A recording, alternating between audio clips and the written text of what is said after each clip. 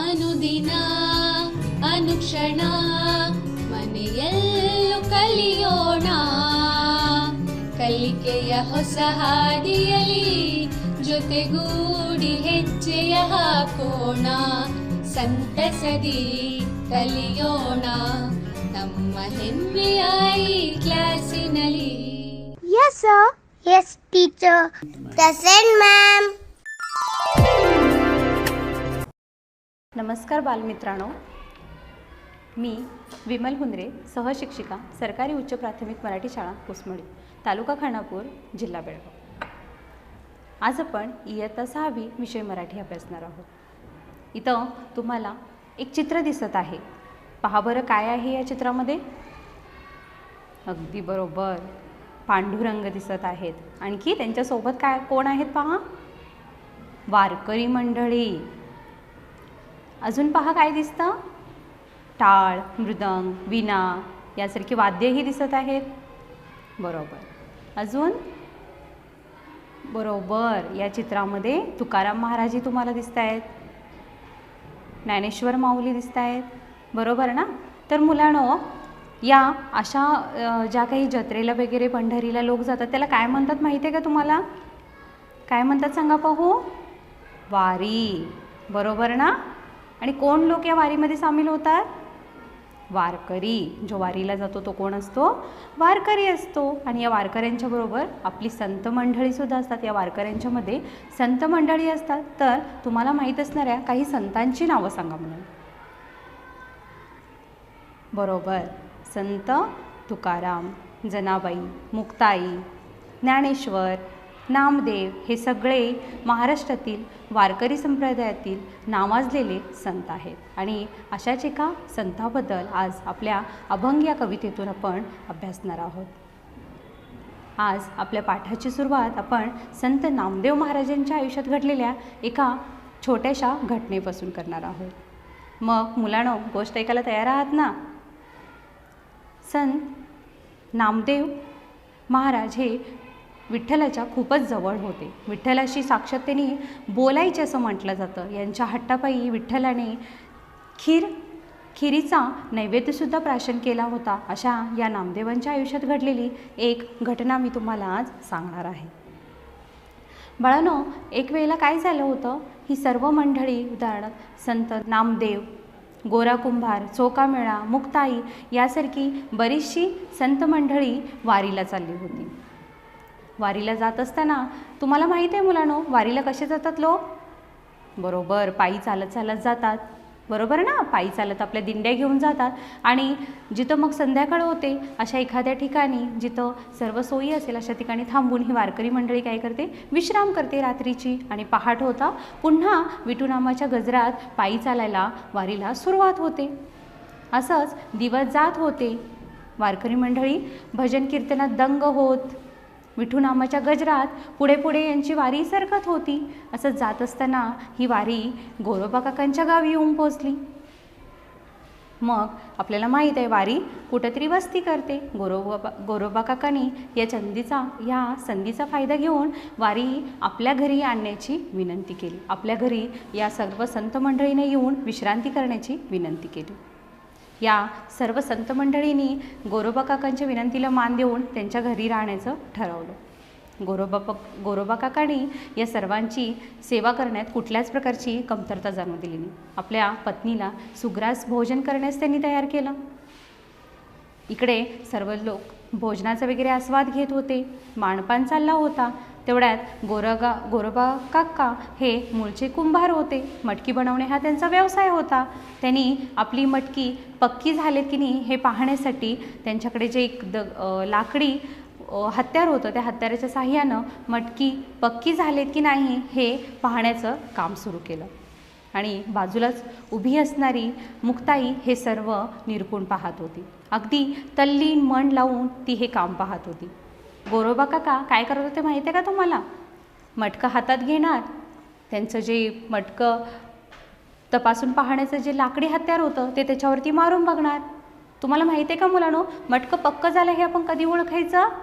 बरोबर त्याच्यावरती ठण असा आवाज आला तर मटकं पक्कं आहे असं समजायचं, आणि समजा ढॅ असा आवाज आला तर मग काय असतं, पक्कं नसतं. त्याच्यातून पाणी झिरपण्याचे, गळण्याचे चान्सेस असतात. म्हणून मटकं पक्कं झालं की नाही हे तपासून पाहण्याचं काम गोरोबा काका तिथं करत होते. आणि असं करत असताना मुक्ताईनं गोरोबा काकांना प्रश्न विचारला. ती म्हणाली, काका काका काय बरं तुम्ही करता? गोरोबा म्हणाले, बाळ मुक्ताई, मी मटकं पक्कं झालंय की नाही, पक्कं भाजलंय की नाही हे पाहतोय. लगेच चतुर मुक्ताई त्यांना म्हणायला लागली, गोरोबा काका मटक्यांचं ठीक आहे हो, पण इथं बसलेत ना हे संत मंडळी, यांच्या डोक्यावरती थापड मारून पहा ना, यांची डोकी झालेत की नाही पक्की. गोरोबा काकाने ऐकलं आणि आता काय करावं, कारण मुक्ताई जरी वयानं लहान असली तरी विनाकारण काही बोलणाऱ्यातली नव्हती बाळांनो. खूप विचारपूर्वक तिचं बोलणं असायचं. त्यामुळे गोरोबा काकांना वाटलं ह्याच्यामध्ये काहीतरी नक्कीच असणार. त्यामुळे आपलं हत्यार घेतलं, हातातलं काम सोडलं आणि आले संत मंडळींच्या डोक्यावर द्यायला. पहिला संत झाला ठण आलं, दुसरा संत झाला ठण आलं. असं करत करत स्वारी नामदेवापर्यंत येऊन पोहोचली. नामदेव आधीच हे सगळं पाहून चक्रावलेले होते. जसं गोरोबा काका त्यांच्या समोर आले, हे जोरात ओरडायला लागले, म्हणाले, गोरा आहेस तिथंच थांबायचं. तुला कोणी हक्क दिला नाही माझ्या डोकं पक्कं आहे की नाही पाहण्याचं. एक तर तू माझ्या डोक्याला हातही नाही लावायचं आणि माझं डोकं पक्कं आहे की नाही हेही नाही पाहायचं, कारण मला माहीत आहे मी पंढरपूरच्या विठ्ठलाचा भक्त आहे, माझं डोकं पक्कं आहे. माझ्या भक्तीवर तू शंका नाही घेऊ शकत. आता गोरोबाचा नाईलाज होता, पण सर्व संत मंडळींनी तर डोकं तपासून पाहिलं होतं, पण नामदेवांना हे पसंत नव्हतं. मुक्ताईला हे पाहून हसू आलं आणि ती म्हणाली, ती जोरजोरात टाळ्या वाजवत उड्या मारत म्हणायला लागली, नामाचं डोकं कच्चं आहे, नामाचं डोकं कच्चं आहे, तो डोकं पाहून घेत नाही आहे, डोकं पक्कं आहे की नाही हे पाहूच देत नाही आहे. नामाला आला भलताच राग. तो म्हणाला, ही एवढीशी चिमुरडी 9 वर्षाची मुक्ताई मला सांगणार माझं डोकं पक्कं आहे की नाही, काय कळतंय हिला. रागारागात नामदेवानी गोरोबा काकांचं घर सोडलं. मुलांना रात्र म्हटली नाही, काही म्हटलं नाही, तडक निघाले पंढरपूरला. पंढरपूरला पोहोचतात तोपर्यंत घामाघूम झालेले, रागानं लाल लाल झालेले नामदेव विठ्ठलांना दुरूनच दिसले. आता विठ्ठल ही विचारात पडले, कारण विठ्ठलाला माहीत होतं नामदेवासारखा जिद्दी भक्त त्यांनी पाहिलाच नव्हता. एवढे जिद्द करायचे. जसं मी तुम्हाला सुरुवातीलाच सांगितलं की नाही, त्यांच्या हट्टापायीनं असं म्हटलं जातं की विठ्ठलानं नैवेद्याचं प्राशन केलं होतं. इतका हट्टी माणूस आता रागात येतोय म्हणजे हा काय करायला येतोय हे विठ्ठलालाही प्रश्न पडला. विठ्ठल चिंतेतच आहेत. तसा नामदेव आत घुसला आणि विठ्ठलाने त्याला प्रश्न केला, हा बाबा बोल नामदेव, आलास का बरं आलास? नामदेव म्हणाले, हे बघ विठ्ठला, ती मुक्ताई त्या गोरोबाला सांगते माझं डोकं तपासून पहा, माझं डोकं पक्कं आहे की नाही ते पहा. तुला काय वाटतं विठ्ठला, मी कच्चा आहे अजून? विठ्ठलाला हसू आवरेना. कसं बसं हसवलं, पण विठ्ठल म्हणाले, अरे हो घडलंय काय ते तरी सांगशील पहिला. नामदेवानं घडलेली हकीकत सांगितली आणि विठ्ठलाला प्रतिप्रश्न केला, आता तूच सांग पांडुरंगा, मी तुझा एवढा परमभक्त आहे, दिन रात मी तुझी सेवा करतो, तुझ्या भजन कीर्तनामध्ये लीन असतो, असा तुझा परमभक्त कच्चा असू शकतो का डोक्याने? विठ्ठल म्हणायला लागला, आता हे मी कसं सांगू शकतो बाबा? नामदेवाचा राग आता अनावर होत चालला होता, कारण ज्याला तो साक्षात आराध्य दैवत मानतो, दिवसरात्र त्याच्या भक्तीत लीन असतो, तोही त्याच्या भक्तीवरती आता प्रश्न उपस्थित करतोय. हा म्हणायला लागला, ती एवढीशी चिमुरडी 9 वर्षाची मुक्ताई काय सांगणार आहे मला? ती काहीही बोलेल म्हणून मी काहीही ऐकून घ्यावं का? नाही विठ्ठला, तूच मला सांगितलं पाहिजे माझं डोकं पक्कं आहे की नाही. तर विठ्ठल म्हणायला लागले, तसं असेल बाबा तर मलाही ते तपासून पाहावं लागेल. आणि तसंही तिथं तो गोरा तपासतच होता ना डोकं, काय झालं होतं, एक धापड मारला असता तर कळलं असतं ना तुझं पक्का आहे का कच्चा आहे. एवढं साधं तरी होतं, तू करून घ्यायचं ना. पण हा बिचारा ऐकणाऱ्यातला मुळीच नव्हता. हा म्हणा लागला, नाही विठ्ठला, मला तूच सांगितलं पाहिजे. आता विठ्ठलांचाही नाईलाज होता. ते म्हणा लागले, हे बघ नामदेवा, त्याच्यासाठी मलाही तुझी परीक्षा घ्यावी लागेल. असा कसं मी तुला सांगू शकतो? डोकं तुझं पक्कं आहे का कच्चं आहे? मी तुझी परीक्षा घेणार आणि मग मी तुला सांगेन. आता नामदेव म्हणा लागले, देवा कधी घेते सांगा परीक्षा. विठ्ठल म्हणा लागले, परीक्षा तर घेणार, नक्की घेणार, पण कधी घेणार, कुठे घेणार मी तुला सांगणार नाही. थोडाफार इथं राग आता कमी झाला होता, गेला नव्हता. अशाच राग घेऊन तडक वारी सोडून आपले नामदेव घरी गेलेले.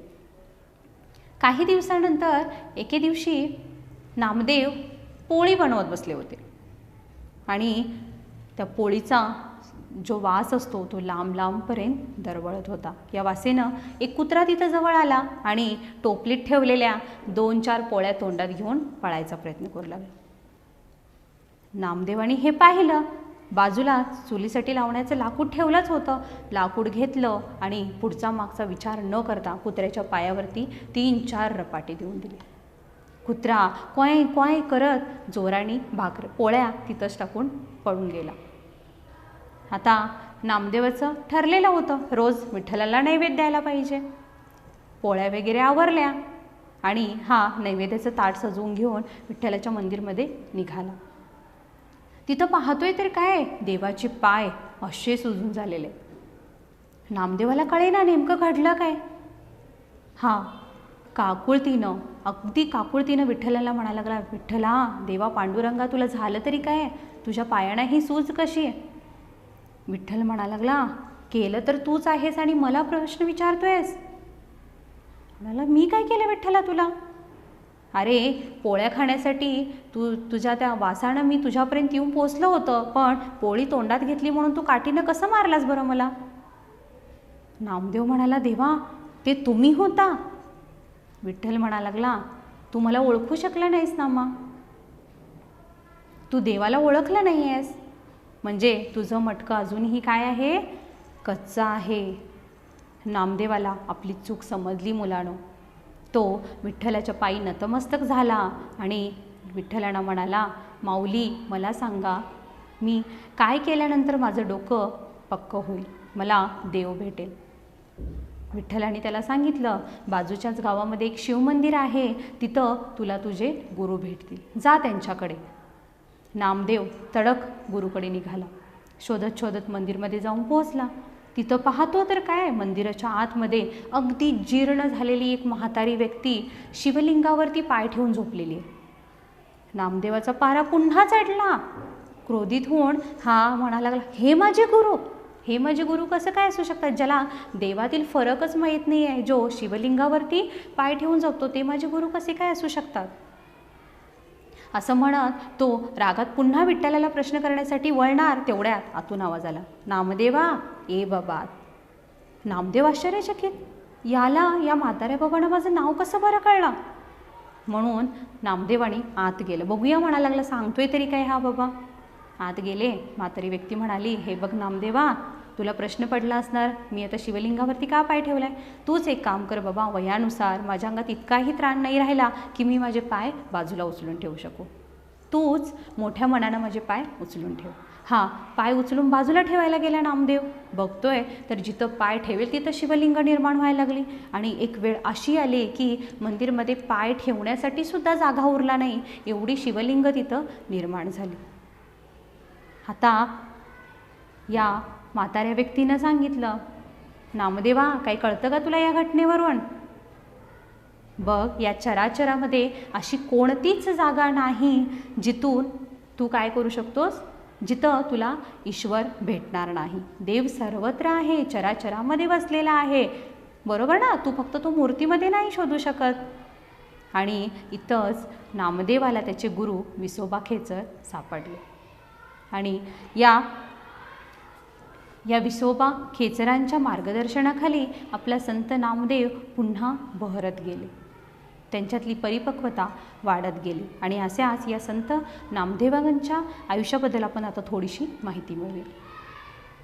यांचा जन्म झाला आहे 26 ऑक्टोबर 1270ला नरसी बामणी या ठिकाणी. यांच्या आईवडिलांचे नाव आहे दाम्मा शेट्टी आणि गोनाई. यांच्या मोठ्या बहिणीचं नाव होतं आऊबाई आणि पत्नी राजाई. यांना 4 मुले आणि 1 मुलगी होती. मुलांची नावं होती नारा, विठ्ठा, गोंदा आणि महादा. मुलगी लिंबाई. आणि यांच्या गुरुचं नाव मी तुम्हाला सांगितलंच, विसोबा खेचर. संत नामदेवांनी जवळपास 2500च्या वर अभंगांची रचना केली. आणि एक गोष्ट लक्षात असू देत हा मुलांनो, संत नामदेव हे फक्त महाराष्ट्रात प्रसिद्ध नाही, तर यांनी भगवत धर्माची पताका पार पंजाबपर्यंत नेऊन पोचवलेले आहे. आणि याचा पुरावा आपल्याला संत गुरु ग्रंथसाहेब या त्यांच्या या शिखांच्या ग्रंथामध्ये जवळपास नामदेवांचे 62 अभंग आपल्याला पाहायला मिळतात मुलांनो. नामदेवजी की मुखबाणी या नावाने ते अभंग त्यांच्या ग्रंथसाहेब या पुस्तकामध्ये या ग्रंथामध्ये आपल्याला पाहायला मिळतात. म्हणजेच असा या संत नामदेवाचा अभ्यास आपल्याला करणे नक्कीच आवडेल, हो ना? चला तर मग यांचा अभंग अभ्यासूया. या अभंगाची मूल्ये आहेत स्वामीनिष्ठा, साधे जीवन आणि व्यसनविरोध.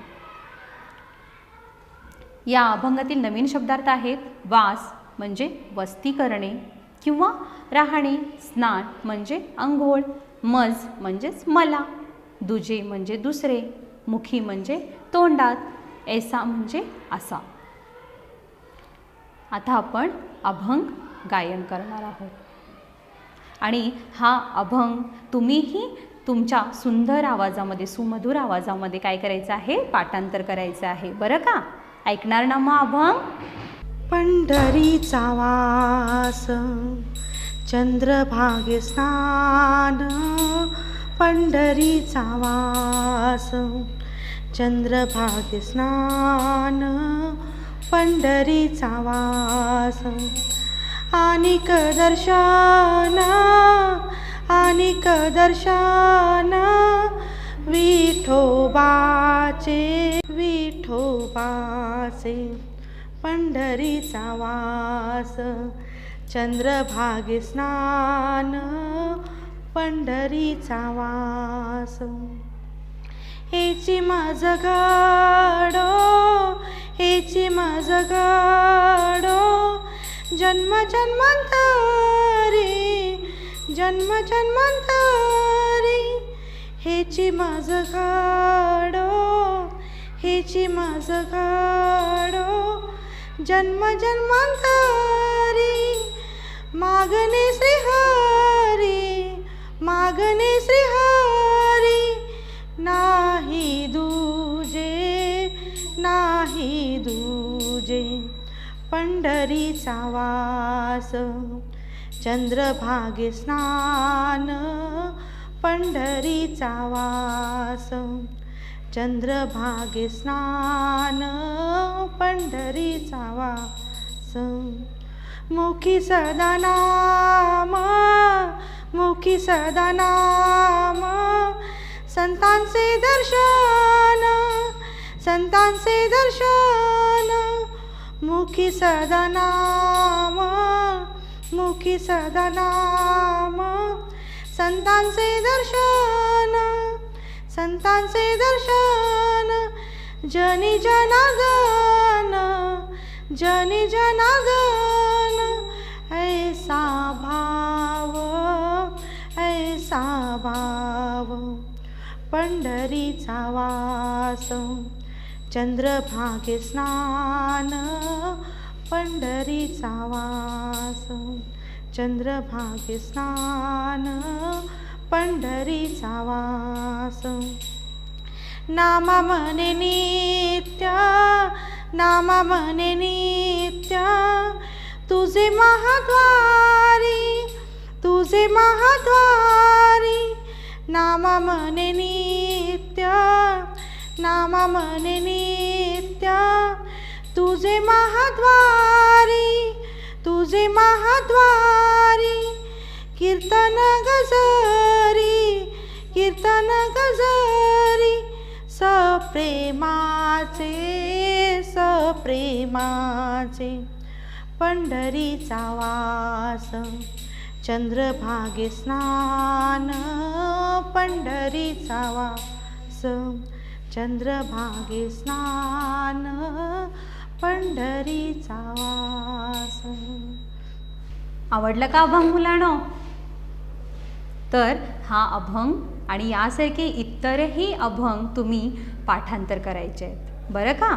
चला तर मग या अभंगाचा अर्थ काय आहे समजून घेऊया.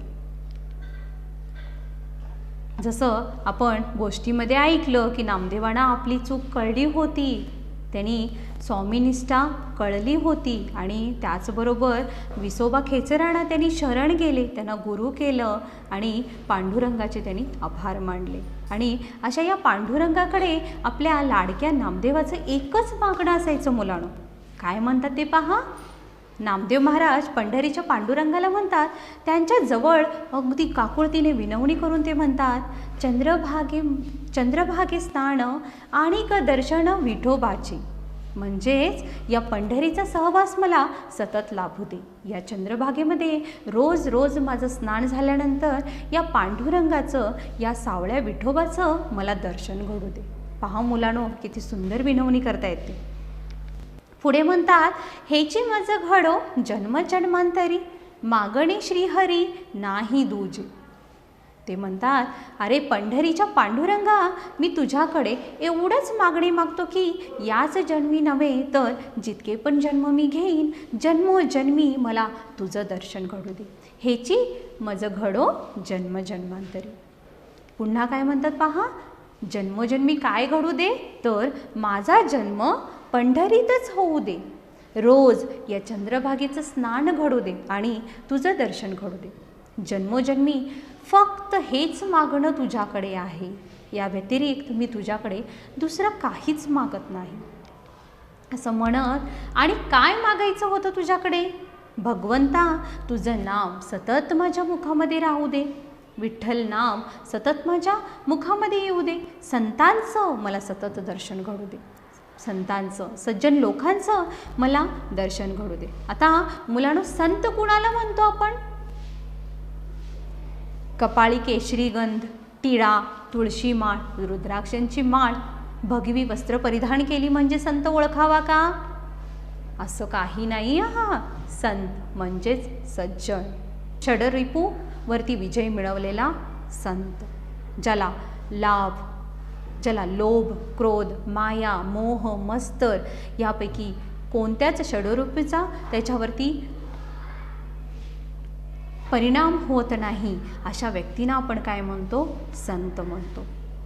संत, सज्जन या लोकांचं दर्शन मला सतत घडू दे आणि तुझं नाम माझ्या मुखात सतत राहू दे, असं त्यांचं म्हणणं होतं. म्हणून ते म्हणतात, जनी जनार्दन ऐसा भाव, असाच भाव माझ्या मनामध्ये असावा.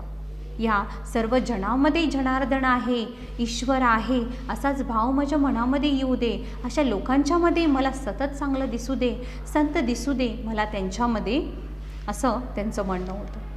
एवढंच कर पांडुरंगा. आता काय कर म्हणतात ते? नामा म्हणे नित्य तुझे महाद्वारी, कीर्तन गजरी सप्रेमाची. पहा काय म्हणतात नामदेव, अरे पांडुरंगा, तुझ्या या महाद्वारी माझं रोज सप्रेमाचं कीर्तन होऊ दे आणि या कीर्तनामध्ये तुझा सहभाग सतत असू दे. तू माझं कौतुक करण्यासाठी सतत माझ्या समोर असावास, एवढंच मागणं ते पांडुरंगाकडे मागत असतात. पुढे काय म्हणतात? त्याचबरोबर या अभंगाचं थोडक्यात भावार्थ काय सांगू आपण मुलांनो?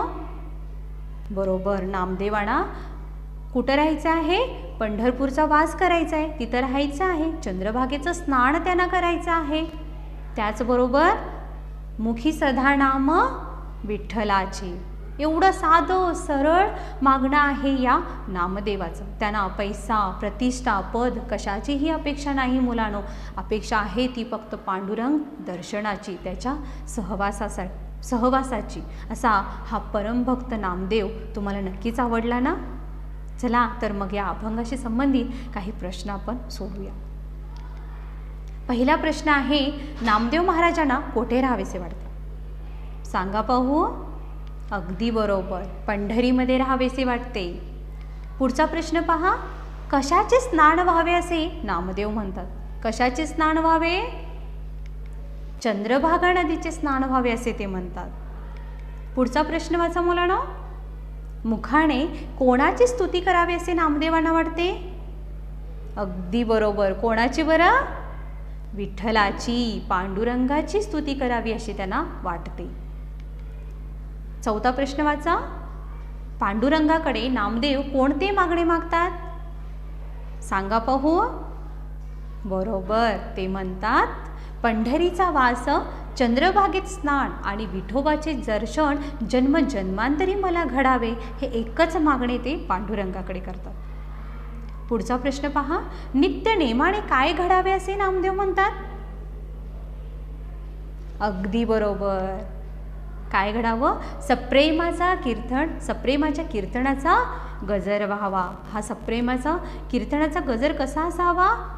प्रेमासहित त्या कीर्तनाचा गजर व्हावा. आणि कोणत्या ठिकाणी व्हावा? महाद्वारामध्ये, विठ्ठलाच्या सानिध्यामध्ये या सप्रेमाच्या कीर्तनाचा गजर व्हावा असे ते म्हणतात. चला तर इथं मी तुम्हाला एक शब्दसागर दिलेला आहे मुलांनो. दिसतो का तुम्हाला स्क्रीनवरती? बरं, या शब्दसागरामध्ये मी तुम्हाला काही संतांची नावे दिलेली आहेत. ही संतांची नावे शोधून तुम्ही मला सांगायची आहेत. मग आहात ना तयार?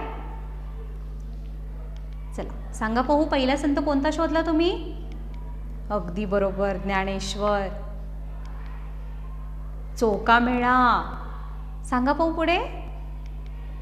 मुक्ताई. खूप छान. गोरा कुंभार. Very good. पुन्हा सोपानदेव. गाडगे बाबा. अरे वा, खूप छान शोधताय तुम्ही. रामदास. Very good. पुढे पहा. संत कबीर. तुकडोजी महाराज. तुकाराम. बरोबर. एकनाथ. बसवेश्वर. निवृत्तीनाथ. मीराबाई. खूप सुंदर मुलांनो, खूप छान उत्तरं देत आहात. आता पुढे तुमच्यासाठी पुन्हा एक गृहपाठ आहे. जोड्या जुळवा. पहिला आहे ज्ञानेश्वर, तुकाराम, व्यास, वाल्मिकी आणि एकनाथ यांच्या जोड्या तुम्ही मला सांगायच्या. सांगा परं, ज्ञानेश्वरांनी काय लिहिलं? अगदी बरोबर, ज्ञानेश्वरांनी ज्ञानेश्वरी हा ग्रंथ लिहिला. तुकाराम महाराज गाथा लिहिली. व्यासाने काय लिहिलं बरं मुलांनो? अगदी बरोबर, महाभारत. वाल्मिकी उत्तम, काय लिहिलं त्याने? रामायण. आणि संत एकनाथाने काय बरं लिहिलं? एकनाथी भागवत. तर मुलांनो, आज इथं आपण अभंगाचा अभ्यास केलेला आहे. आजचा तुमचा गृहपाठ माहीत आहे का तुम्हाला? हा अभंग सुंदर चालीमध्ये तुम्ही या पाठांतर करायचा आहे. त्याचबरोबर या पाठाच्या मागं असणारा स्वाध्याय अभ्यास ही पूर्ण करायचा आहे. धन्यवाद. अनुदिना